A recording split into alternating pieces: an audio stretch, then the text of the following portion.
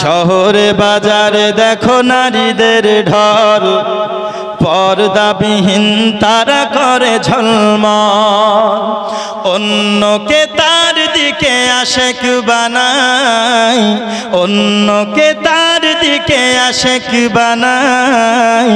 দেশটা আজ ধ্বংস নারীর বেপরদায়, সবার মুখে একই আওয়াজ হাই হাই হাই।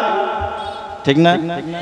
দেশটা আজ ধ্বংস নারীর বেপরদায়, সবার মুখে একই আওয়াজ হাই হাই হাই।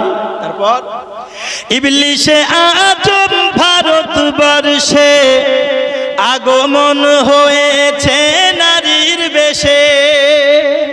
কথা মিলছে?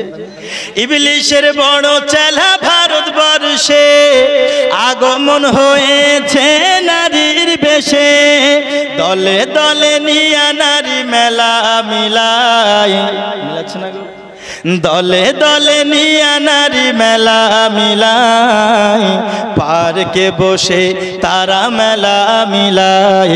দেশটা আজ ধ্বংস নারীর বেপরদায়, চারাদিকে দেশটা আজ ধ্বংস নারীর বেপরদায়, সবার মুখে একই আওয়াজ হাই হাই হাই।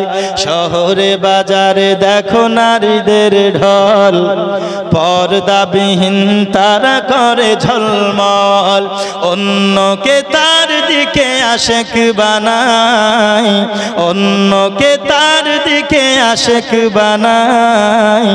দেশটা আজ ধ্বংস নারীর বেপরদায়, দেশটা আজ ধ্বংস নারীর বেপরদায়। হে বাবাজি আমার, সমস্ত মহিলা এক হয়ে নাও, শয়তানের চেলারূপী অনেক মানুষ মহিলা আছে যারা শয়তানের রূপে আপনার দুনিয়াতে এসেছে। বন্ধুরে আমার, হাজার হাজার মা বোনেরা আছে, এমনও মা বোনেরা আছে রে মা, আপনাদেরকে বলি বেপরদার মতো কেন চলতেছেন? আজকে আপনি আপনার কন্যাকে নিয়ে বাজারে ঘুরে বেড়াবেন মা, আপনার কন্যাও তো কোনোদিন আপনার কথা শুনবে না, কারণ আপনি যদি বেপরদা হয়ে ঘুরে বেড়ান, কাল আপনার কন্যা সেও বেপরদা হয়ে ঘুরে বেড়াবে। আজকে আপনি যদি ইবাদতের মধ্যে না থাকেন মা, কালকে আপনার কন্যা সন্তানেরাও ইবাদতের মধ্যে থাকবে না। হে বাবাজি আমার, বর্তমান সময়ে সন্তান সন্ততিরাও কন্যারা মানুষ হওয়ার পেছনে কারণ হলো এটাও, আমার দরদি সন্তানেরা মানুষ হতে পারে না, ইলম কালাম তাদের মধ্যে না থাকার কারণ হলো এটা। এরে বাপ মা হাদিস কোরআন পড়ে না, নামাজ কালাম পড়ে না, আর সন্তানদেরকে বলে বাবা নামাজ পড়ো, ওই সন্তান কি শুনবে? শুনবে গো? শুনবে না। বলে কেন? কারণ এ বাপ এই চায়ের দোকানে বসে ক্যারাম বোর্ড খেলছে, আজান পড়ছে, সন্তানকে বলছে যা মসজিদে যা। শুনবে? এদিকে আজান হচ্ছে, ফজর চলে গেল, মাগরিব চলে গেল, এশা চলে গেল, কন্যা বাড়িতে আছে সাবালিকা, যাকে নামাজের শিক্ষা দেওয়া অত্যন্ত জরুরি। মা নামাজের শিক্ষা বাদ দিয়ে যদি মোবাইলে সিরিয়াল দেখে, ওই কন্যা সুকন্যা হবে গো? হবে কি? হবে না। তাই বলি মা বোনেরাও একটু ভালো করে বুঝুন মা, পৃথিবীর বুকে অনেক সুবতী নারী এসেছেন, তাদের মতো যদি আপনাদের চরিত্র করতে পারেন মা, আপনাদের কন্যা সন্তানগুলো মানুষের মতো মানুষ হবে, আপনাদের সন্তানগুলো মানুষের মতো মানুষ হবে। পৃথিবীর জমিনে অনেক অনেক মানুষ এসেছেন, অনেক অনেক আল্লাহওয়ালা এসেছেন। আমি আপনাদের জন্য এমন একজন আল্লাহওয়ালির কথা বলবো রে মা, কারণ তার কথা আপনাদের শোনা দরকার। কারণ অনেক পুরুষের কথা তো শুনেছেন যারা আল্লাহর ওলি হয়েছে, কিন্তু দরদি হে আমার মা জননী, আমি আপনাদেরকে বলি মা, এমন একজন মহিলার কথা আপনাদের সামনে তুলে ধরি, যার মতো প্রত্যেকটা নারীর হওয়ার প্রয়োজন আছে। বাসরা নগরে গরিব পরিবারে দুইজনা বসবাস করে, স্বামী আর স্ত্রী। স্ত্রীটার নাম হলো মাহফুল আর স্বামীটার নাম হলো ইসমাইল, দুইজনেই আল্লাহওয়ালা। জোরে বলুন সুবহানাল্লাহ। সুবহানাল্লাহ। দুইজনেই আল্লাহওয়ালা। আব্বাজি আমার স্বামী স্ত্রী দুইজনে আল্লাহ ওয়ালা, এক এক করে বিবি মাহফুলকে আল্লাহ পাক তিনটে কন্যা সন্তান দিয়েছে। চতুর্থ বেলায় গর্ভবতী হয়েছেন, আল্লাহর কাছে দোয়া করতেছে, ওগো মাবুদ আল্লাহ, এক এক করে তুমি আমাকে তিনটে কন্যা দিয়েছো গো মাবুদ, চতুর্থ বেলায় গর্ভবতী হওয়া তৌফিক দান করেছো। ওগো আল্লাহ, আমি তোমার কাছে দোয়া চাই, চতুর্থ বেলাতে আমি আমার স্বামীর মুখে যেন হাসি ফোটাতে পারি, তার জন্য তুমি চতুর্থ বেলায় আমাকে একটি পুত্র দিও। দেখবেন বাবা, যেই ঘরে দুটো তিনটে পুত্র হয় ওই ঘরে একটি কন্যার আশাবাদী হয়। আমি বললাম কমিটিকে, শুনলো না নাকি? হরেন দিতে আমি যে নিষেধ করলাম, কমিটিকে ওখানে আর এখানে দাঁড়াতে বললাম, মাইক্রোফোনের কাছে হরেন বাজালে হয়। আচ্ছা, একটা গাড়ির চাবি পাওয়া গেছে, পালসার গাড়ির, হারিয়ে গেছে, এসে নিয়ে যাবেন। দেখবেন যেই ঘরে তিনটে চারটে কন্যা হয় একটা পুত্রর আশাবাদী হয়, ঠিক না? আর যেই ঘরে তিনটে চারটে পুত্র হয় একটা কন্যার আশাবাদী হয় কি হয় না? এ কথা বলুন না, হয় কি হয় না? আব্বাজি আবার বিবি মাহফুলের তিনটে কন্যা হয়েছে, আল্লাহর কাছে দোয়া করতেছে, ওগো মাওলা পাক, আমি আমার স্বামীর মুখে যেন হাসি ফোটাতে পারি, তার জন্য তুমি আমাকে একটি পুত্র দিও। বন্ধুরে আমার, হযরত ইসমাঈল এবং বিবি মাহফুল এত গরিব ছিল বাবা, এত গরিব, দিন কাটে দিন খাই, যেই দিন কাজ করে না সেই দিন অনাহারে থাকি, এতটা গরিব ছিল ইসমাঈল। কিন্তু বিবি মাহফুল এবং ইসমাঈল টাটকা আল্লাহওয়ালা ছিল। হে বাবাজি আমার, একদিন 3-4 করে পার হতে হতে বিবি মাহফুলের 9 মাস অতিবাহিত হয়ে গিয়েছে। হঠাৎ করে বিবি মাহফুল হঠাৎ যেন রাত্রি বেলাতে সন্তান প্রসব বেদনা শুরু হয়েছে। হে বাবাজি আমার, বিবি মাহফুল স্বামী ইসমাঈলকে ডেকে বলতেছে, ইসমাঈল, আপনি শুনুন না, আমার অনেক প্রসব বেদনা হয়েছে, ঘরে আলো জ্বালানোর মতো তেল বাড়িতে নাই, রাত্রি বেলায় যদি সন্তান প্রসব করে গো স্বামী, হয়তো আমার সন্তান অন্ধকারে প্রসব করবে। ওগো আমার স্বামী, আপনি একটু যান না বাসারা নগরে, কোন বাড়িতে গিয়ে কারো কাছ থেকে একটু তেল ধার করে নিয়ে আসুন। হে বাবাজি আমার, হযরত ইসমাঈল তিনি চলে গেলেন বাসারা নগরীতে। সমস্ত জায়গাতে যাওয়ার পরে দরজায় যেন বাড়ির ভিতরে আওয়াজ দিতেছে, আসসালামু আলাইকুম ইয়া আহলাল বাইত, ওগো বাড়ির ভিতরে কে আছেন, সালাম নেবেন? বলে কে? বলছে আমি বাসারা নগরের গরিব ইসমাঈল। বলে কেন এসেছো? বলতেছে আমার বিবি মাহফুল রাত্রি বেলায় সন্তান প্রসব বেদনা শুরু হয়েছে, আমি ইসমাঈল সন্তান যদি প্রসব করি অন্ধকারে প্রসব যেন না করে, তার জন্য একটু তেল ধার করতে এসেছি।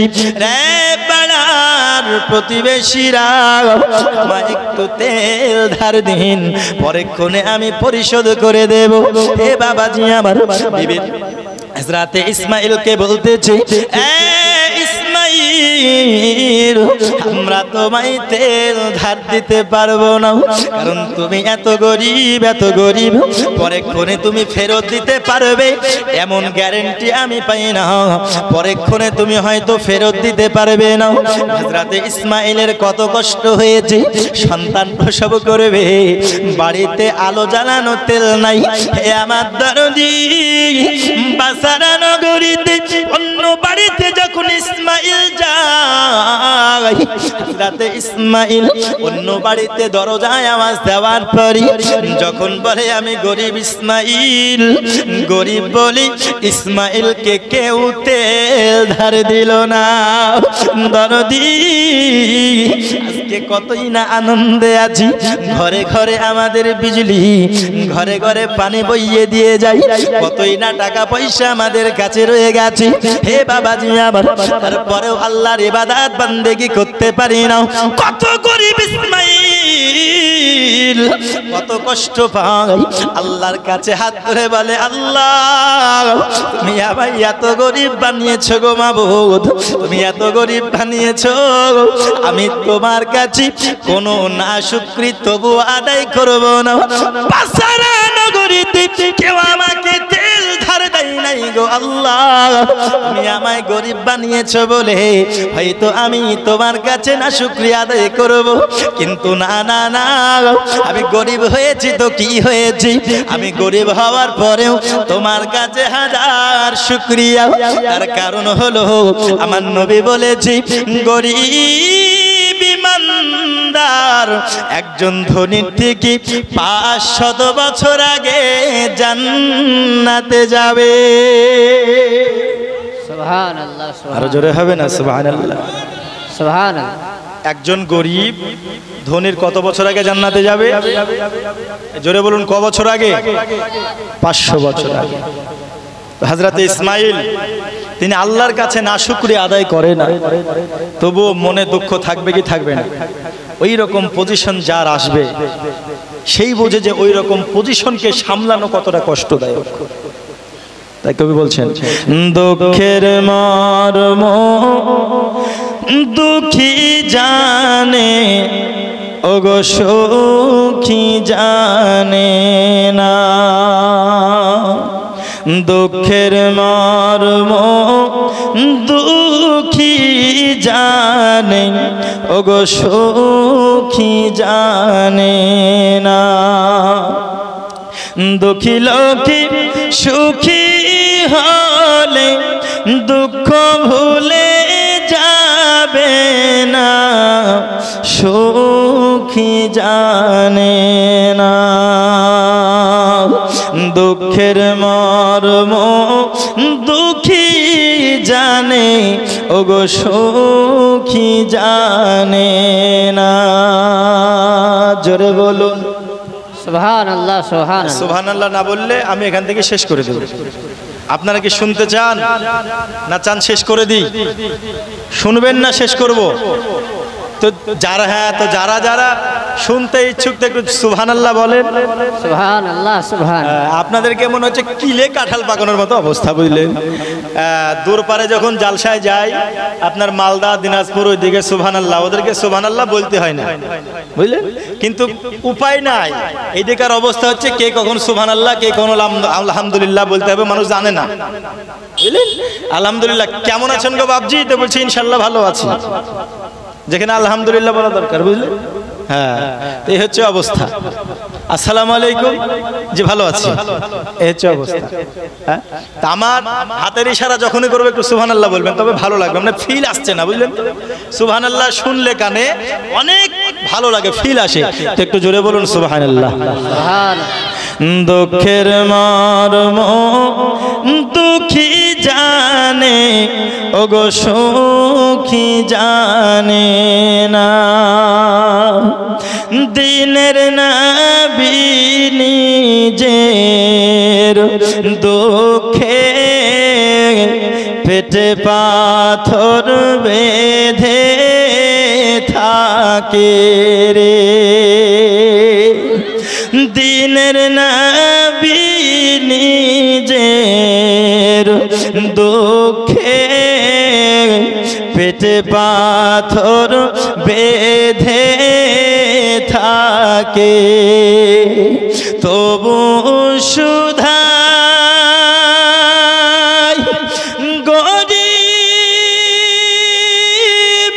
লোকে ওগো খেতে পেয়েছো কিনা, ওগো সুখী জানে না, দুঃখের মর্ম দুঃখী জানে, ওগো সুখী জানে না,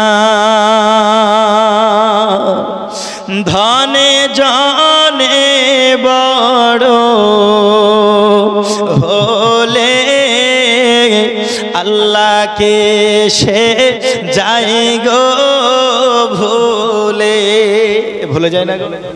ওর যদি আল্লাহর কাছে দোয়া করে যখন গরিব থাকে, মাওলা গো আমায় টাকা দাও, পয়সা দাও, বাড়ি গাড়ি দাও, আল্লাহ যদি দোয়া কবুল করে ধনী বানিয়ে দিল, এখন পাঞ্জাবি টুপি পরে মসজিদে গেলে বলে লজ্জা লাগে, আছে না নাই? ও এখন স্ট্যান্ডার্ড 4 চাকা গাড়িতে ঘুরে বেড়াবে, ওকে মসজিদে যেতে লজ্জা লাগে। তা মানুষ গরিব থেকে ধনী হলে আগে মানুষ ইবাদতে ছেড়ে দেয়, আল্লাহকে ভুলে যায়। তাই কবি বলছে কি, ধনে জনে বড় হলে আল্লাহকে সে যায় গো ভুলে। কঠিন বিপদে পড়িলে আল্লাহ বিনে দেখে না, ওগো সুখী জানে না, দুঃখের মর্ম দুঃখী জানে, ওগো সুখী জানে না। হে বাবাজি আমার, হযরতে ইসমাঈল তিনি অত্যন্ত দুঃখের সহিত গিয়েছে। হে বাবাজি আমার, সারা বাসারা নগরীতে হযরতে ইসমাঈল কারো বাড়িতে যেন তেল পেল না। হে বাবাজি আমার, হযরতে ইসমাঈল তিনি মনে বড় আফসোস লইয়া তিনি চলে গেলেন বাড়ির ভিতরে। হযরতে বিবি মাহফুল তিনি আপনার বিছানাতে শুয়ে আছে বাবা। হযরতে ইসমাঈল তিনি যখন মনটা ভারী করে গিয়েছেন, ওই সময় বিবি মাহফুল স্বামীর মুখের দিকে তাকানোর পরে বলতেছে, ওগো আমার স্বামী, আপনি মনটা খারাপ করবেন না গো স্বামী, আপনি মনটা খারাপ করবেন না। আপনার মন খারাপ দেখে আমি বুঝে গেছি, বাসারা নগরীতে আমরা গরিব বলে আমাদেরকে কেউ তেল ধার দেয় নাই। ওগো আমার স্বামী, আপনি চিন্তা করবেন না, আপনি ঘরের ভিতরে যান, আল্লাহর কাছে একটু আমার জন্য দোয়া করুন। ওগো আমার স্বামী, বাসারা নগরীতে কেন, সারা দুনিয়ার বুকে আমাদের যদি কেউ না থাকে, আমাদের সঙ্গ যদি কেউ না দেয়, মনে রাখবেন গো স্বামী আমার, আমি বিবি আপনার কাছে কোনো কমপ্লেন জানাবো না। তার কারণ যার কেউ নাই তার স্বয়ং আল্লাহ রয়েছে। সুবহানাল্লাহ, সুবহানাল্লাহ। আরো জোরে হবে না সুবহানাল্লাহ? যার কেউ নাই তার কে আছে? জোরে বলুন, কে আছে? যার কেউ নাই তার আল্লাহ আছে।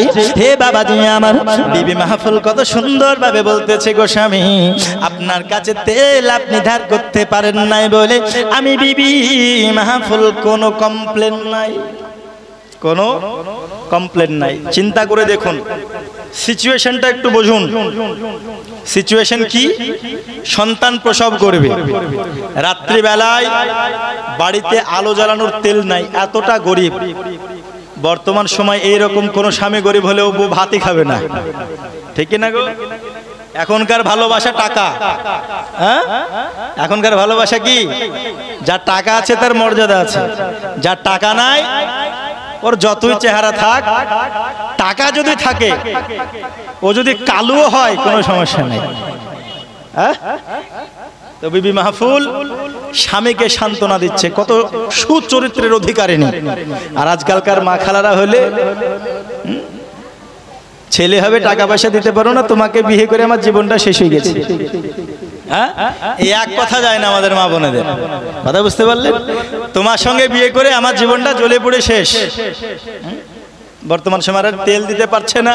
যদি কোনো স্বর্ণকারের দোকানে কোনো অলংকার একটু পছন্দ হয়, বলবে হ্যাঁ গো, আমি তো মনোহরের দোকানে বলেন, চাই ওই দোকানে বলেন, আমার এই অলংকারটা একটু পছন্দ হয়েছে, বলুন মাকড়ি বা নাকমাছি বা চুড়ি, তো আমাকে একটু নিয়ে দাও না গো।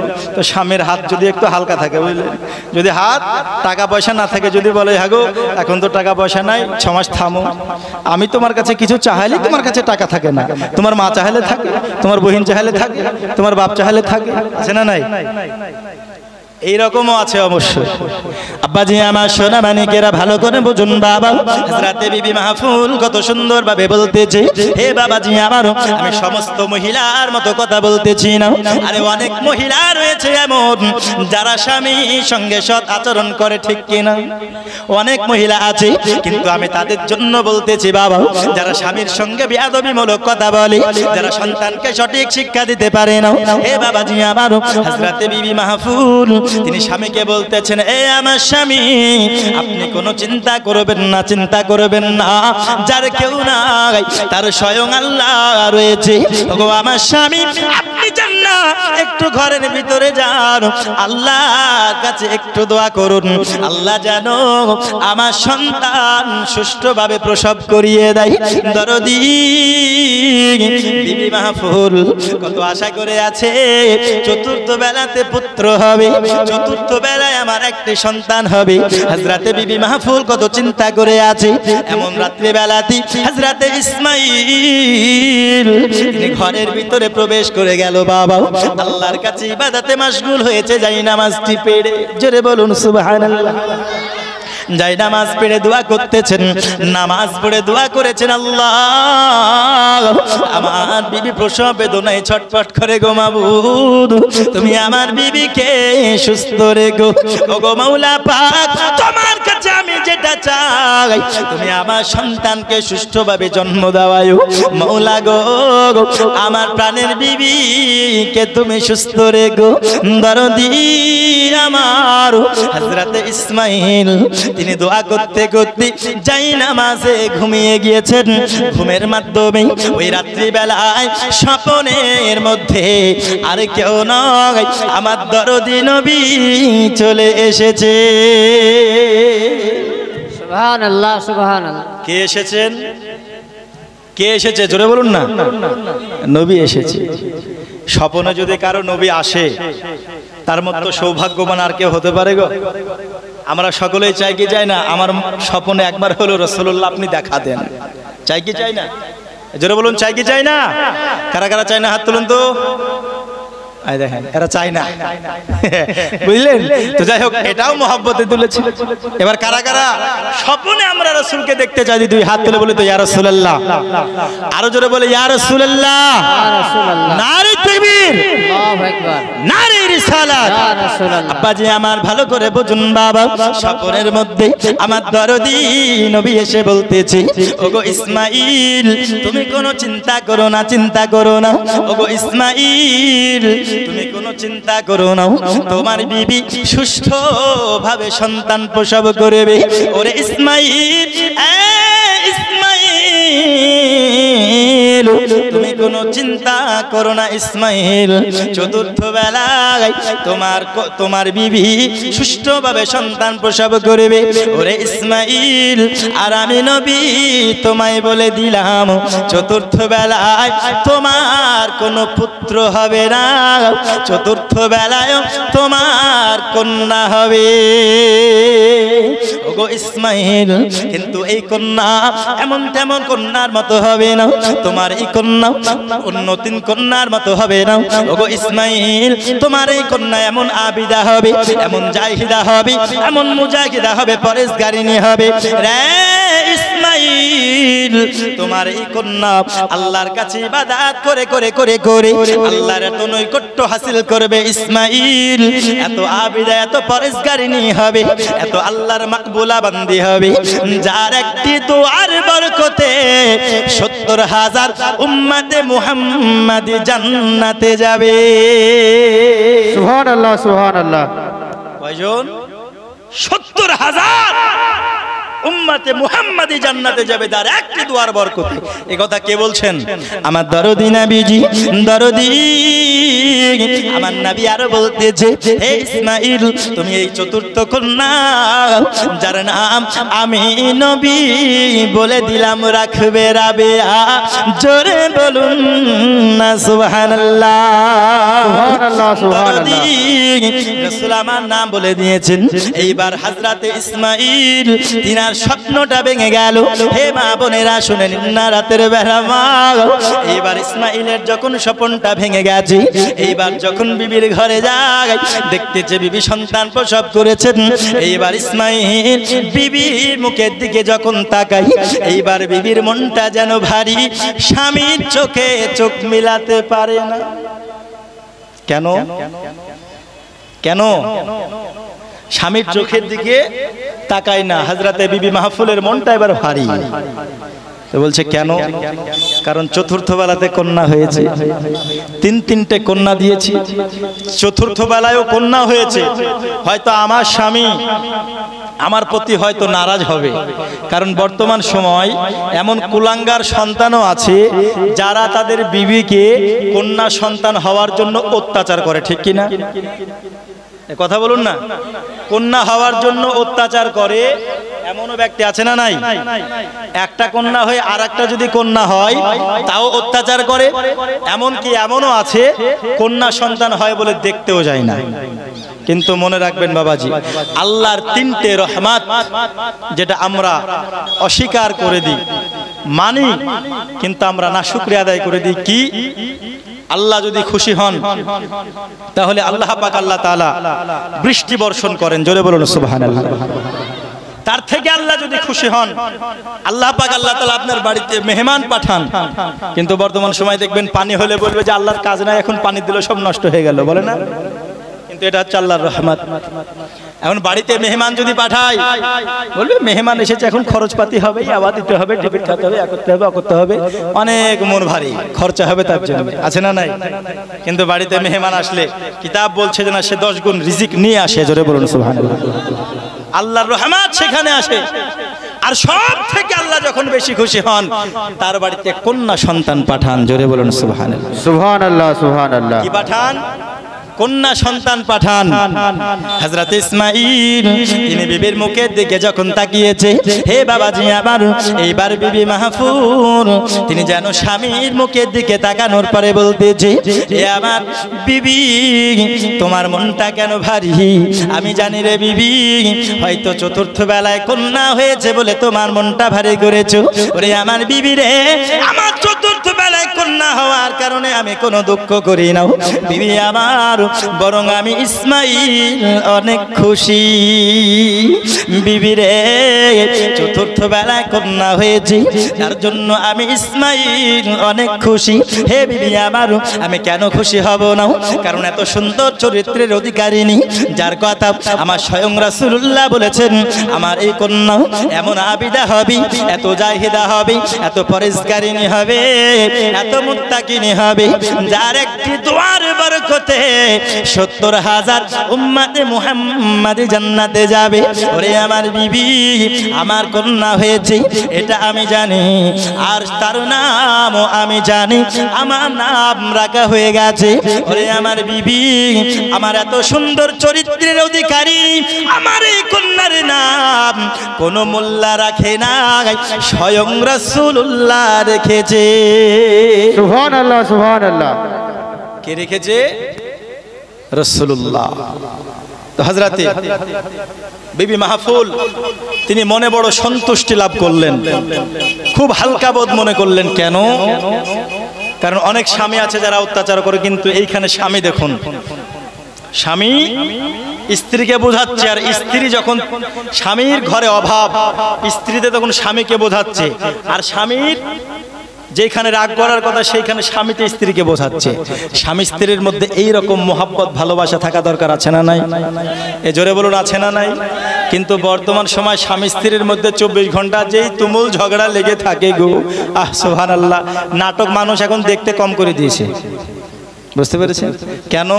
কারণ লাইভ শো যদি দেখতে পাই তাহলে মোবাইলে দেখে আর কি করবে গো? আর ঝগড়া লাগলে আসল ব্যাপারে ঝগড়া কিছু থাকে না, হ্যাঁ, ঝগড়া কিছু থাকে না, অথচ দেখা গেল এরা ঝগড়া করে অনেক কিছু করে ফেলেছে। একবার মহাব্বতে দরুদ আল্লাহুম্মা 786 92 এ লাগাও রে মোবাইল নাম্বার, ধরবে রে মদিনার সেন্টার। সুবহানাল্লাহ সুবহানাল্লাহ। নেটওয়ার্ক বিজি হয় না কভু, এমনই একটা বার ধরবে রে মদিনার সেন্টার। 786 92 এ লাগাও রে মোবাইল নাম্বার ধরবে রে মদিনার সেন্টার। জোরে বলুন সুবহানাল্লাহ সুবহানাল্লাহ। নামাজ শেষে মুক্ত হস্তে কল করো ইয়াকিন করে, তখন তোমার রিসিভ হবে সেই আল্লাহর দরবারে। দোয়া কবুল হবে তোমার, অকসান করো সফটার ধরবে রে মদিনার সেন্টার। 786 92 এ লাগাও রে মোবাইল নাম্বার ধরবে রে মদিনার সেন্টার। জোরে বলুন সুবহানাল্লাহ সুবহানাল্লাহ। আল্লাহর সঙ্গে কানেকশনটা করতে হলে কোন সিম কার্ড আমাদের লাগাতে হবে? ইশকে নবী সিম কার্ড লাগাও আপন আপন হৃদয়ে, ব্যালেন্স তোমার শেষ হবে না, থাকিবে সব সময়। সুবহানাল্লাহ সুবহানাল্লাহ। আপনি একটু কম বলেন, এরা ফাঁকি মেরে দেবেন। নাহলে সভাপতি তো মাইকে বলছে, আমরা বলে কি করব? হ্যাঁ, ইশকে নবী, নবীর মোহাব্বত যদি অন্তরে থাকে আল্লাহর কাছ পর্যন্ত পৌঁছানো যাবে কি যাবে না? এই ব্যালেন্স কোনোদিন শেষ হবে? যদি শেষ হতে হয়, শেষ হতে যায়, রিচার্জ কি করে করবেন? কবি বলছে দেখুন, ইশকে নবী সিম কার্ড লাগাও আপন আপন হৃদয়ে,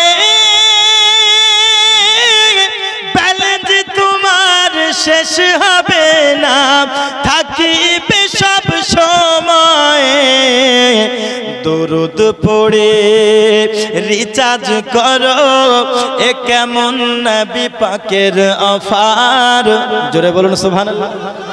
নবীর প্রতি দরুদ পড়লে মোহাব্বত বাড়ে কি বাড়ে না? জোরে বলুন বাড়ে কি বাড়ে না? মা বোনেরা যেনারা আছেন একটু সামনের দিকে গিয়ে আসুন না। ডান দিকে মনে হয় অনেক জায়গা পড়েছে, পারলে আপনারা এখানে এসে বসুন। হ্যাঁ, দাঁড়িয়ে আছেন সাইড দিয়ে রাস্তা দিয়ে আপনারা চলে আসুন। দরুদ পড়লে নবীর প্রতি মোহাব্বত বাড়ে কি বাড়ে না? দরুদ পড়ে রিচার্জ করো, এ কেমন নবী পাকের অফার ধরবে রে মদিনার সেন্টার। 786 92 এ লাগাও রে মোবাইল নাম্বার ধরবে রে মদিনার সেন্টার। জোরে বলুন সুবহানাল্লাহ। দরদি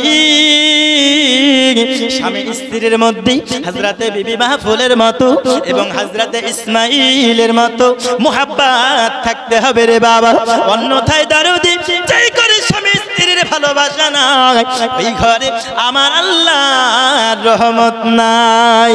স্বামী স্ত্রী যদি ভালোবাসা থাকে আল্লাহর রহমত বর্ষিত হবে। হে আমার দরদি, এইবার বিবি মাহফুল যেই কন্যাকে জন্ম দিল ওই কন্যার নাম হলো রাবিয়া। জোরে বলুন সুবহানাল্লাহ।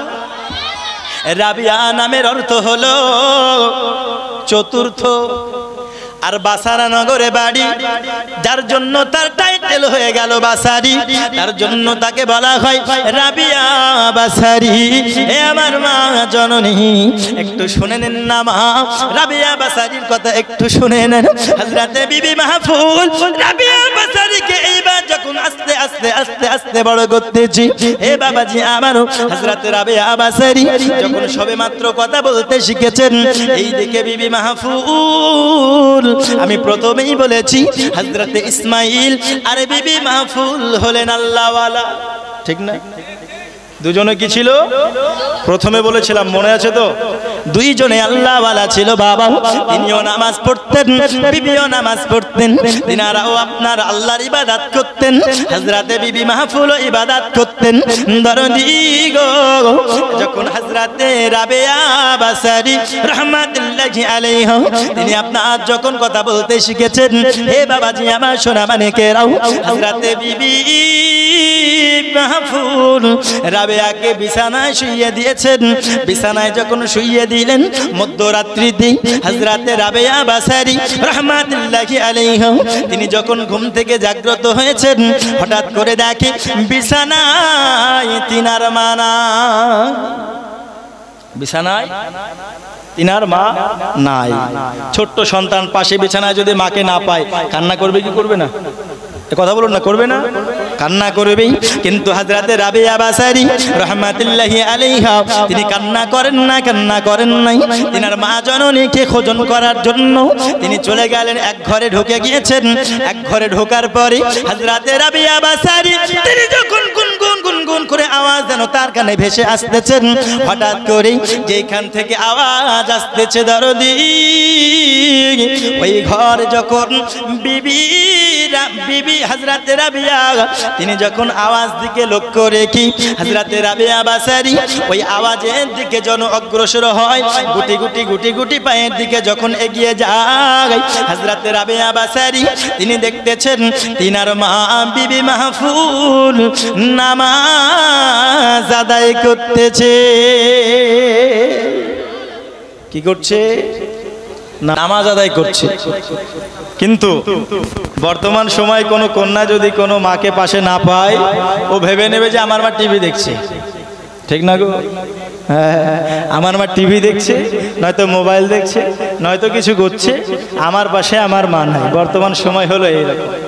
আর এখন এই সময়ের এমন একটা অবস্থা, এই যে মোবাইল, বুঝলেন, এই মোবাইল প্রত্যেকটা মেয়ের কাছে থাকছে না?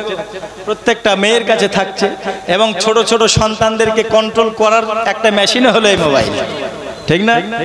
ছোট ছোট বাচ্চাদেরকে কন্ট্রোল করার এক নম্বর মেশিন হলো মোবাইল। বলবে মা আমি ভাত খাবো না, মোবাইল দাও তাহলে খাবো। এবার মায়ের মন বুঝলেন, খুব নরম মন। হায় রে দরদি মা, ও যদি নামাজ রোজা না করে, ও যদি আমল ইমান ঠিক না থাকে, ও মরলে যে জাহান্নামে যাবে, ওটার দিকে দরদ লাগছে না। আর ছোটকালেই কান্না করছে, হ্যাঁ বেটা বিষ খাবে, মোবাইল না কিনে দিয়ে। তাই 8 বছর বয়স হচ্ছে, মা মোবাইল নেবো, বায়না ধরছে, লোন তুলছে, লোন তুলে গোষ্ঠী থেকে মোবাইল কিনে দিচ্ছে। দিছে না গো? মোবাইল কিনে দিচ্ছে। এই হচ্ছে অবস্থা। কিন্তু হযরতে রাবেয়া বাসারি রাহমাতুল্লাহি আলাইহা তিনি আপনার যেন বাবা তিনার আম্মাজানকে দেখতেছেন নামাজ আদায় করতেছে। ওরে আমার দরদি হযরতে রাবেয়া বাসারি রাহমাতুল্লাহি আলাইহা তিনি এখনো নামাজের সম্পর্কে তার কোনো ধারণা নাই। নামাজ সম্পর্কে হযরতে রাবেয়া বাসারির কোনো জ্ঞান নাই। তিনি যেন দেখতেছেন তিনার আম্মাজান একবার যেন রুকু করেন, একবার জমিনে মাথা টেকাচ্ছি, আবার জমিন থেকে উঠতেছে, কার কাছে যেন হাত তুলে কান্না করে মধ্যরাত্রিতে দোয়া চাইতেছে।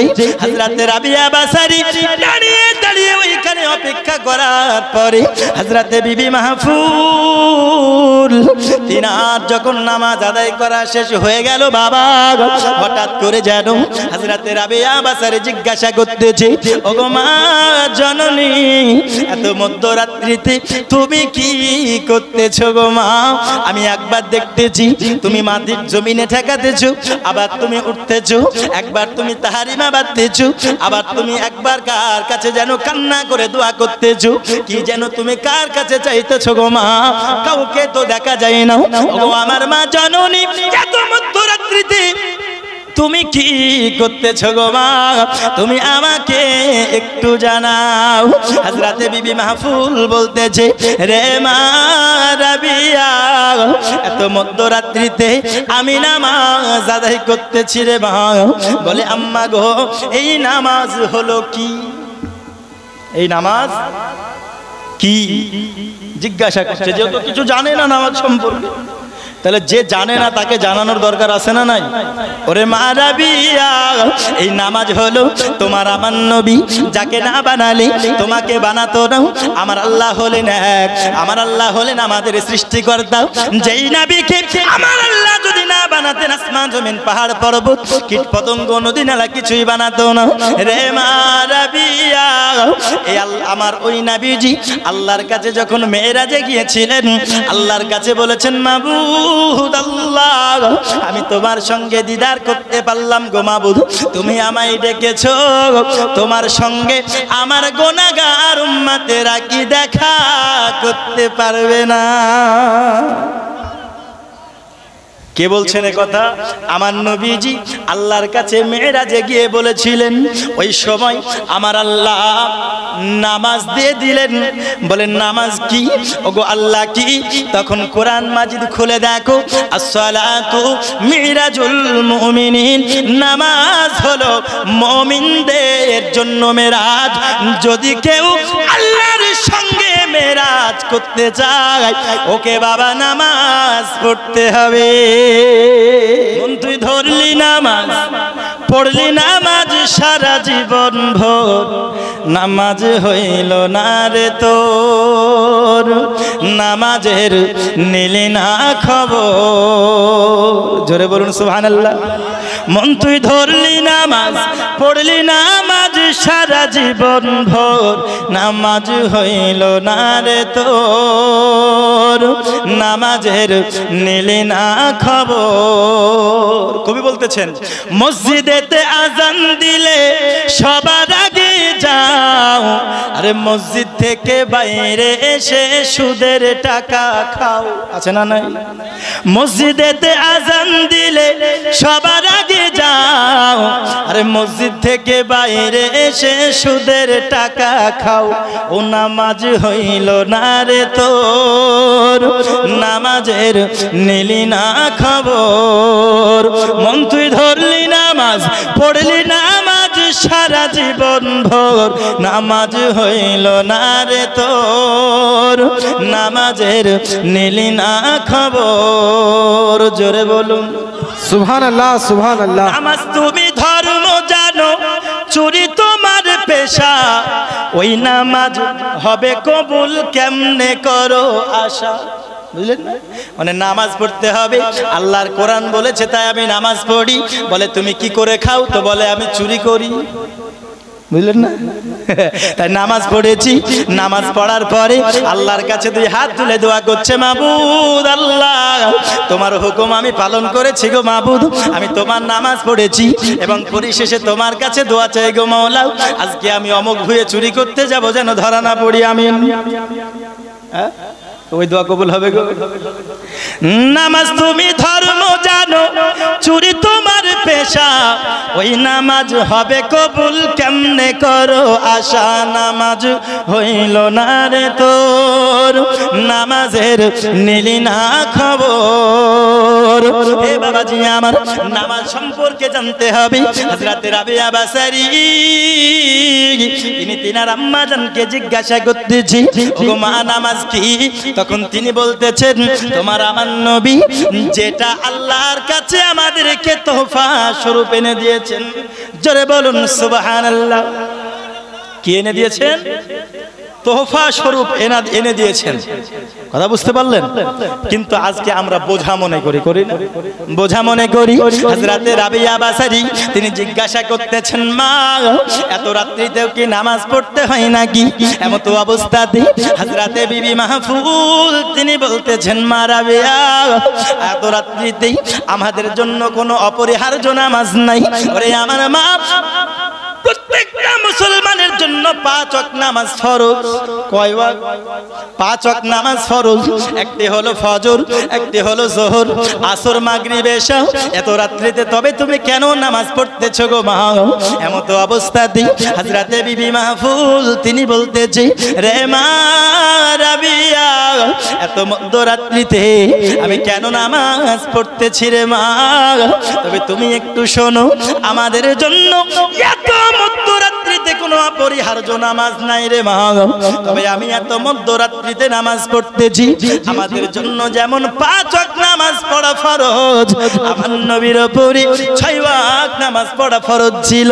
আমার নবীর জন্য তাহাজ্জুদের নামাজ ফরজ ছিল।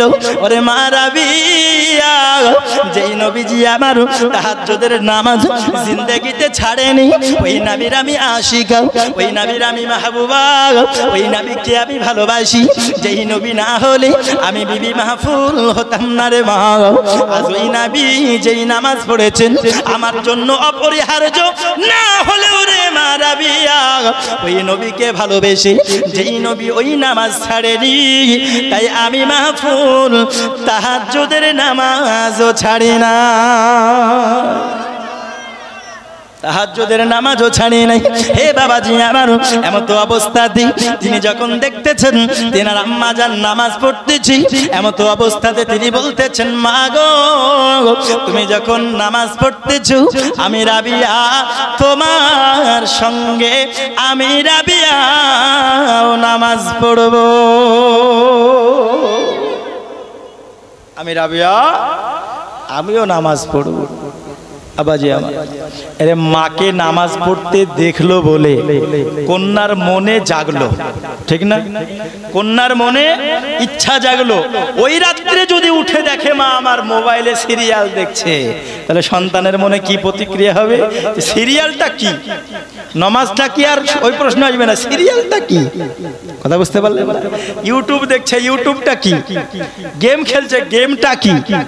এই হচ্ছে বর্তমান অবস্থা।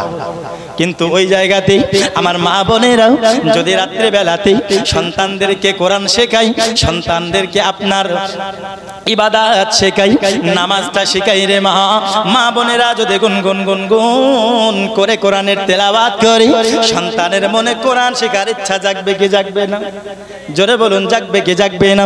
এমত অবস্থাতে প্রত্যেকটা মা বোনেরা যদি আপনার ইবাদতে মশগুল থাকে, নামাজ তেনারা পড়ে, তবে তার সন্তান কন্যারাও নামাজ পড়ার দিকে অগ্রসর হবে। তারা যদি কোরআন পড়ে রাত্রিবেলায়, ওই কোরআনের আওয়াজ শুনে সন্তান যদি ঘুমন্ত অবস্থায় ঘুমিয়ে যায়, ওই অবস্থায় সন্তান ভালো ভালো স্বপ্ন দেখবে। ওরে মা জননী, আপনাদেরকে বলি মা, আজ আপনাদের জন্য আপনাদের সন্তানগুলো নষ্ট হয়ে যায়। আটা গুনে রুটি আর মা গুনে বিটি, আপনারা যেমন হবেন আপনাদের কন্যা সন্তান তেমন হবেন। আপনারা যদি আজকে মেলায় আপনার কন্যাকে বেপর্দা করে ঘুরিয়ে নিয়ে বেড়ান মা, আপনার কন্যা বড় হয়ে ওই রকম হয়ে যাবে রে মা। আপনার কন্যা আপনার জামাইয়ের কথা শুনবে না, বারংবার তখন কমপ্লেন আসবে, আর আপনি বলবেন হুজুর আমার কন্যা অচল চলছে, একটা তাবিজ করে দেন।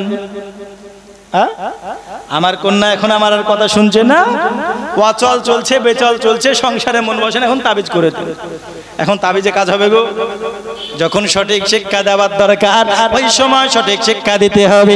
এ আমার দরদি হযরত রাবিয়া বসরির আম্মা জান বিবি মাহফুর, তিনি কতই না আল্লাহর কাছে ইবাদত করেছেন। শুধু এইখানেই শেষ নয় রে মা, যেমন মা মাহফুল হযরত রাবিয়া বসরি তিনিও কতটা আল্লাহর কাছে পছন্দ নিয়েছিলেন, তিনি কতটা আল্লাহর ইবাদতে অগ্রসর ছিলেন।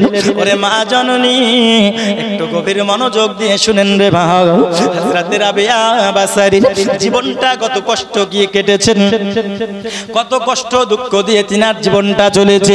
হে বাবাজি আমার, হযরত রাবিয়া বসরি রাহমাতুল্লাহি আলাইহা তিনার আব্বা জান হযরত ইসমাঈল তিনি যখন ইন্তেকাল করে গেলেন, হযরত রাবিয়া বসরি বিবি মাহফুলের আপনার সংসারে যেন অনাটন দেখা দিল। অন্য বাড়িতে চাকরি করে, চাকরের মতো কাজ করে, আর আপনার যেন মুখে আহার উঠে যায়। দরদি এমন করতে করতে হযরত রাবিয়া বসরির আব্বা এবং আম্মা দুজনেই ইন্তেকাল করে গেল। ওরে আমার বাবা হযরত রাবিয়া বসরি এবং এবং তিনার 4 বোন, তিনারা যেন কত কষ্ট করে আল্লাহর কাছে কান্না করে। এ বাবাজি আমার, বর্তমান সময়ে ডাকাতেরা যারা ডাকাতি করত বাবা, যারা আপনার চোর ছিল, বর্তমান সময় কেউ বা ছাগল চুরি করে, কেউ বা সাইকেল গাড়ি টাকা স্বর্ণ চুরি করে, কিন্তু তৎকালীন যুগে এমন অবস্থা ছিল বাবা, জঙ্গল দিয়ে যদি কেউ যেত তাকে মেরে ধরে আপনার গোলাম বানিয়ে নিত। কারো যদি ক্ষমতা কম থাকতো রে বাবা, তখন তাকে মেরে ধরে দাসী বানিয়ে নিত, আর বাজারে গিয়ে যেন তাকে গরু ছাগলের মতো বিক্রয় করত। কথা কি বুঝতে পারছেন? আমাদের এদিককার চোর কি করে, কি চুরি করবে? হয় মোবাইল, সাইকেল, গাড়ি, স্বর্ণ, এগুলো। কিন্তু ওই সময় যারা ক্ষমতাহীন লোক ছিল তাদেরকে ক্ষমতার বড়াই করে তারা গোলাম বানিয়ে নিত, আর গোলামকে, মানুষকে গরু ছাগলের মতো বাজারে বিক্রি করা হতো। বুঝতে পারছেন? যার যেমন দেখতে সৌন্দর্য হবে, যার যেমন স্বাস্থ্য থাকবে, যে কাজ করতে ভালো পারবে, এমন অবস্থা দেখে তার মূল্য হতো। তো হযরতে রাবিয়া বাসারীর ঘরে এরকম কিছু মানুষ ছাবা বলে তিনাকে নিয়ে গেলেন, দাসী বানিয়ে নিলেন। কথা বুঝতে পারছেন? দাসী বানিয়ে নিয়েছেন। তো দাসী বানানোর পরে বাসারার বাজারে তিনি তুলে দিয়েছেন হযরত রাবিয়া বাসারীকে। গরু যেমন দাঁড়িয়ে থাকে, মানুষ আসে দেখে, দাম করে, হযরত রাবিয়া বাসারীকে একটু উঁচু জায়গাতে রেখে দিয়েছেন, গোলামের বাজার যাকে বলা হয়, যেখানে গোলামকে কেনা বেচা করা হয়। এই গোলামের বাজারে হযরত রাবিয়া বাসারী রহমাতুল্লাহি আলাইহা তিনাকে উঠিয়ে দেওয়ার পরে সবাই আসছে, দেখছে, পছন্দ হয়ে যায়। বলে কেন? কারণ হযরতে রাবিয়া বাসারী ওই সময় কেবল সাবালিকা হয়েছেন। হে বাবাজি আমার, যে দেখি আমার আল্লাহ পাক, আল্লাহ তাআলা এত সুন্দর চরিত্র তিনার দিয়েছেন, এত সুন্দর তিনার চেহারা দিয়েছেন, যে ব্যক্তি দেখেন সেই ব্যক্তি যেন পছন্দ করে নাই। হে দরদি আমার, কিন্তু অনেক টাকা চাওয়ানোর কারণে হযরতে রাবিয়াকে কেউ কিনতে পারে না। এমন তো অবস্থাতে একজন ধনী ব্যক্তি যখন চলে এসেছেন বাবা, রাবিয়া বাসারীকে দেখার পরে পছন্দ হয়ে গেছে। দরদি গো, হযরতে রাবিয়া বাসারী যখন তিনাকে পছন্দ হয়ে গেছে, ওই মালিককে তখন বলতেছে, ওরে রাবিয়া বাসারীর মালিক, তুমি আমায় বলো না এই গোলাম, এই দাসীর কত তুমি টাকা নেবে? এমন তো অবস্থাতে যত টাকায় তুমি দেবে আমি এই দাসীকে কিনবো। তার কারণ হলো এত সুন্দর, এত সুন্দর, এ আমার সেবা অনেক ভালো করে করতে পারবে, এ আমার সেবা অনেক ভালো করে করতে পারবে। হে বাবাজি আমার, এমন তো অবস্থাতে যখন সে দাম করতে যায়, এমন তো অবস্থায় হযরতে রাবিয়া বাসারী বলতেছে, ওগো আমার মুনিব, আমাকে তো আপনি কিনতে এসেছেন, আমায় আপনি খরিদ করতে এসেছেন, কিন্তু আমি রাবিয়া বাসারী, আমায় খরিদ করতে হলে আমার 3টে শর্ত মানতে হবে। কটা শর্ত মানতে হবে? 3টে শর্ত মানতে হবে। মালিক শুনে অবাক, বলছে কেন? কারণ দাসী, দাস, যারা গোলাম, চাকর, এদের কোনো ব্যক্তিগত স্বাধীনতা ছিল না। যে গোলাম তার মালিক হবে, ওই মালিক যা বলবে তাই শুনতে হবে। কারোর যদি অধীনে দিয়ে দেয়, তার অধীনে চলে গেল, ওকে যতক্ষণ ইচ্ছা ততক্ষণ মারতে পারে, যা বলবে তাই করতে হবে গোলামকে।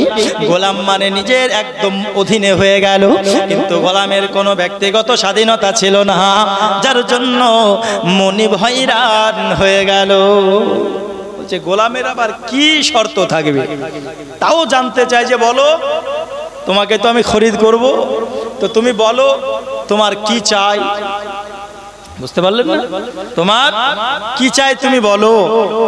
তো এমন অবস্থাতে হযরতে রাবিয়া বাসারী তিনি বলতেছেন, এ আমার মনিব, আমায় যদি আপনাকে খরিদ করতে হয়, আমায় যদি আপনাকে কিনতে হয়, আমি রাবিয়া, আমি আপনাকে বলে দিলাম গো মনিব, আমাকে যদি খরিদ করতে আপনি চান, আমার 3টে শর্ত মানতে হবে। তার মধ্যে একটি শর্ত হলো আমি রাবিয়া, আমাকে একটি আলাদা ঘর দিতে হবে। আরো জোরে হবে না সুবহানাল্লাহ? কি দিতে হবে? একটি ঘর দিতে হবে। বলে কেন কেন কেন? কারণ আমি ওই ঘরে একাকিত্বে থাকবো। ওরে আমার মুনিব, আমার রাবিয়া বাসারি, তুমি বলো তোমার 1 নম্বর শর্ত আমি পালন করব। হে বাবাজি আমার, হযরত রাবিয়া বাসারি তিনি বলতেছে, ওগো মুনিব, আমায় যদি খরিদ করতে হয়, আমার আরো 2টি শর্ত আছে, মানলে আমায় আপনি খরিদ করতে পারেন। এমন তো অবস্থাতে এই মালিক বলতেছেন, এরে মা রাবিয়া, তুমি আমায় বলো না তোমার বাকি 2টো শর্ত কি আছে? ওরে আমার দরদি হযরত রাবিয়া বাসারি তিনি বলতেছেন, মুনিব, যে ঘর আমায় দেবেন, সারা দিন আমি আপনার সেবা করব, কিন্তু রাত্রি বেলায় কোনো সেবা করতে পারবো না। কারণ আমি সারা দিন সেবা করে রাত্রি বেলায় সারা রাত আমি ওই একাকিত্রে ঘরে আল্লাহর ইবাদত বান্দেগি করব। কি করব? ইবাদত বান্দেগি করব। দরদি আবার বন্ধুরে আমার, ভালো করে বুঝুন মা খালারা, কেমন কেমন শর্ত রাবিয়া রাখছে একটু শুনুন। ও আমার কান্দে পাড়া আমার এই মা খালারা, ওরে আমার মা বোন, কেন আপনারা নামাজ থেকে পিছিয়ে আছেন? কেন সন্তানদেরকে সঠিক শিক্ষা থেকে পিছিয়ে আছেন মা? এমন তো অবস্থাতে রাবিয়া তিনি বলতেছে, ওরে আমার মুনিব, আমার আরেকটি শর্ত রয়েছে গো মুনিব। এইবার মুনিব বলছে, রাবিয়া তুমি আরো শর্তটি বলো, আমি তোমার 2 নাম্বার শর্তটাও মেনে নিলাম। হযরত রাবিয়া বাসারি তিনি বলতেছেন, আমার 3 নাম্বার শর্ত হলো এটা, ও আমার মুনিব, আমায় আপনি ঘর দিলেন আলাদা, আমি থাকলাম, আমি সারা রাত আল্লাহর সঙ্গে ইবাদতে মাশগুল থাকলাম। ওগো আমার মুনিব, আমায় যদি খরিদ করতে হয়, সারা দিন তো আপনি আমার সেবা নেবেন, কিন্তু রাত্রে বেলায় আপনার যোহর আসর মাগরিব আপনার নামাজের যে সময়গুলি দিনের বেলায় আছে, আমার দিনের বেলায় নামাজগুলি পড়ার সময় দিতে হবে। মোবাইল আজ দেখুন নামাজ কেড়েছে, কারেনি? আজ মোবাইল ঘুম কেড়েছে, মোবাইল অস্বস্তি বাড়িয়েছে, সংসারে ঝামেলা পাকিয়েছে, এই মোবাইল অন্যজনের সঙ্গে কানেকশন ভিড়িয়েছে, এই মোবাইল বিবাহিত দাম্পত্য জীবনকেও নষ্ট করেছে, করেনি গো? এ কলিকাল কলিকাল, এ কেমন কলিকাল, মোবাইল ছাড়া কারো চলে না তো দিনকাল কলিকাল। ঠিক কি না? আমার কথাগুলো একটু বাস্তবের সঙ্গে মিলিয়ে নেবেন। কলিকাল কলিকাল, এ কেমন কলিকাল, মোবাইল ছাড়া কারো চলে না তো দিনকাল। জীবন সাথী আছে নেট আর মোবাইল, নামাজ রোজার কেউ রাখে না খেয়াল কলিকাল। ঠিক কিনা বলুন, যারা বলুন ঠিক কিনা? কেউ খেলে ফ্রি ফায়ার, কেউ পাবজি, মার মার করে হাকে খোড়া বাবু। ফ্রি ফায়ার ছেলেরা নষ্ট হচ্ছে না গো? হচ্ছে না? ফ্রি ফায়ার, আমার তো সুবহানাল্লাহ কি বলবো, 8-10টা ব্যক্তি এক জায়গায় হয়ে যুবক ছেলে পেলে, বুঝলেন? ওর মা তো, যে আমি প্রথমে বললাম, ওকে মসজিদে পাঠাতে পারে না, ওকে শিক্ষা প্রতিষ্ঠানে পাঠাতে পারে না। ওই যে মা মোবাইল কিনে দেন, নাহলে বিষ খাবো, ও গোষ্ঠীর লোন তুলে মোবাইল কিনে দিচ্ছে আগে। আর 10-15 জন এক জায়গাতে বসে নামাজ রোজা কিছু নাই, ফ্রি ফায়ার শুধু মার মার মার, কি যে করে এরা আল্লাহই জানে, খালি মার। তাই কবি বলছে কি, কেউ খেলে ফ্রি ফায়ার, কেউ পাবজি, মার মার করে হাকে খোড়া বাবুজি। মোবাইল এসে দেশে হয়েছে হাল, ছোট ছোট ছেলে মেয়ে হয়েছে বেতাল কলিকাল। ঠিক না?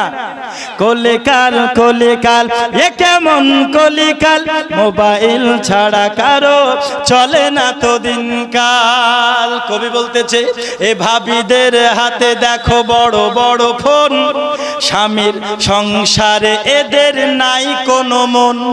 আছে গো? হ্যাঁ?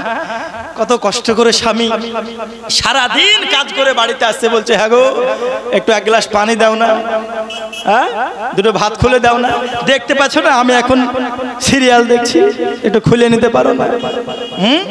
যদি একটু বাড়াবাড়ি করার চেষ্টা করে তো থাকো, আমি চললাম বাপের বাড়ি, এছাড়া আর তাদের কোনো কথা নাই, চললাম বাপের বাড়ি। তাই কবি বলছে কি, ভাবিদের হাতে দেখো বড় বড় ফোন, স্বামীর সংসারে এদের নাই কোনো মন, মোবাইল ছাড়া এরা বড়ই অচল, মোবাইল ছাড়া এরা বড়ই অচল, কেমনে গড়িবে এরা স্বামীর মাহল, কলিকাল কলিকাল কলিকাল এ কেমন কলিকাল, মোবাইল ছাড়া কারো চলে না তো দিনকাল, কলিকাল। আর একটা ছন্দ বলবো বলবো বাস্তবের সঙ্গে মিলে, একটু জোরে বলুন সুবহানাল্লাহ, আর একটু জোরে বলুন না সুবহানাল্লাহ, সুবহানাল্লাহ, সুবহানাল্লাহ। বাপ বেটা মিলে বলুন সুবহানাল্লাহ। কেউ দেখে ফেসবুক, কেউ ইউটিউব, কেউ বা হোয়াটসঅ্যাপে খুলেছে গ্রুপ, খুলেনি? আবার হোয়াটসঅ্যাপে আবার এমন অবস্থা, বুঝলেন, ও বিয়ে হয়ে গেছে, বিয়ে হয়ে হয়ে হোয়াটসঅ্যাপে যোগাযোগ হয়ে ও স্বামী থাকলো ঘরে, ও কবে চম্পট হয়ে গেছে খোঁজ নাই, আছে না? না এরকম কেউ দেখে ফেসবুক। তারপরে সবার কথা বলছি না আমরা, এমনও মহিলা আছে যারা মোবাইল থেকে ভালো কিছু ব্যবহার করে, আছে না? নাই। কিন্তু বড় কথা হলো মোবাইল থেকে সন্তানগুলো নষ্ট হচ্ছে। কেউ দেখে ফেসবুক, কেউ ইউটিউব, কেউ বা হোয়াটসঅ্যাপে খুলেছে গ্রুপ, কেউ বা ভিডিও কলে করে গোলমাল, আছে না? নাই। কেউ বা ভিডিও কলে করে গোলমাল, মোবাইল নিল কেড়ে সুখের কপাল, কলিকাল কলিকাল কলিকাল এ কেমন কলিকাল, মোবাইল ছাড়া কারো চলে না তো দিনকাল। আল্লাহুম্মা। হযরত রাবিয়া বাসারীর কথাগুলো শুনে কি মনে হলো, মেয়েটা খারাপ হবে না ভালো হবে? খারাপ হবে না, ভালোই হবে। কিন্তু এই রকম শর্ত রাখা চরিত্রর মেয়ে এখন বর্তমান সময় খুঁজে পাওয়া খুব মুশকিল, ঠিক কিনা?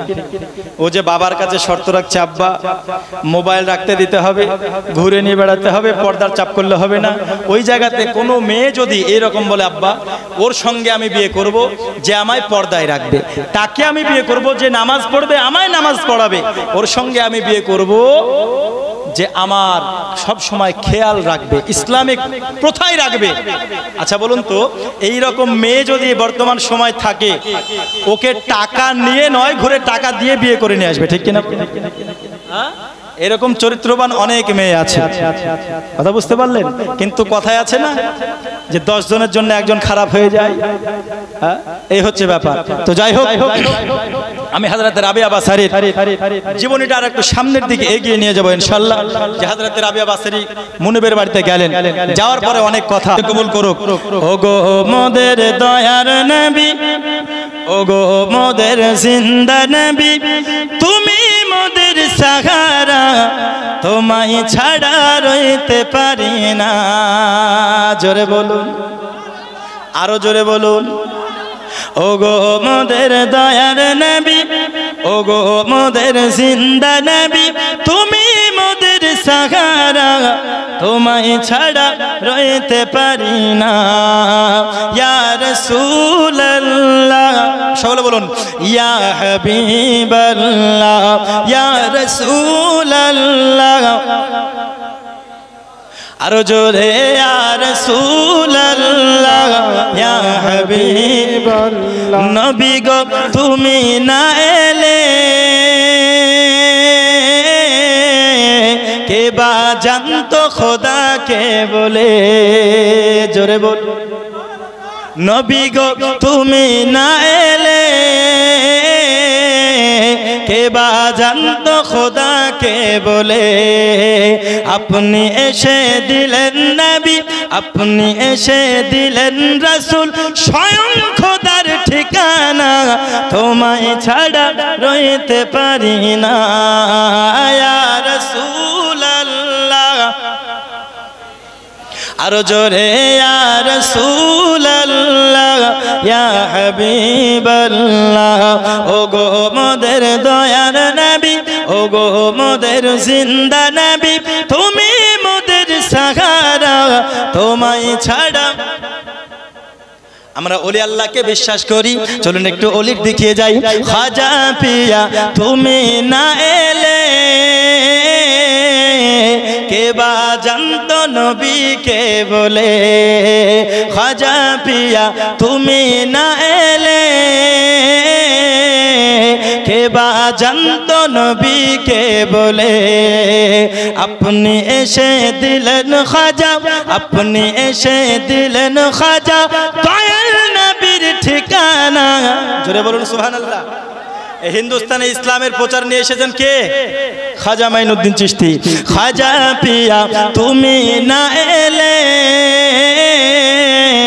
কে বা চিনতো নবীকে বলে আপনি এসে দিলেন খাজা দয়াল নবীর ঠিকানা তোমায় ছাড়া রইতে পারি না ইয়া রাসূল ইয়া হাবিবাল্লাহ ইয়া রাসূলুল্লাহ ওগো মোদের দয়ার নবী ওগো মোদের জিন্দা নবী তুমি মোদের সাহারা তোমায় ছাড়া রইতে পারি না হে বাবাজি আমার হযরত রাবিয়া বাসারি কি ওই মুনিব তখন বলতেছেন রে মা রাবিয়া তোমার তিনটে শর্ত আমি মেনে নিয়েছি মারে তুমি চলো না আমার বাড়িতে তুমি চলো আমার সেবা করবে তুমি সারা রাত্রি তুমি ইবাদত করিও আর দিনভর তুমি আমার সেবা করিবি কিন্তু নামাজ পড়ার সময় তোমাকে নামাজ পড়তে দেওয়া হবে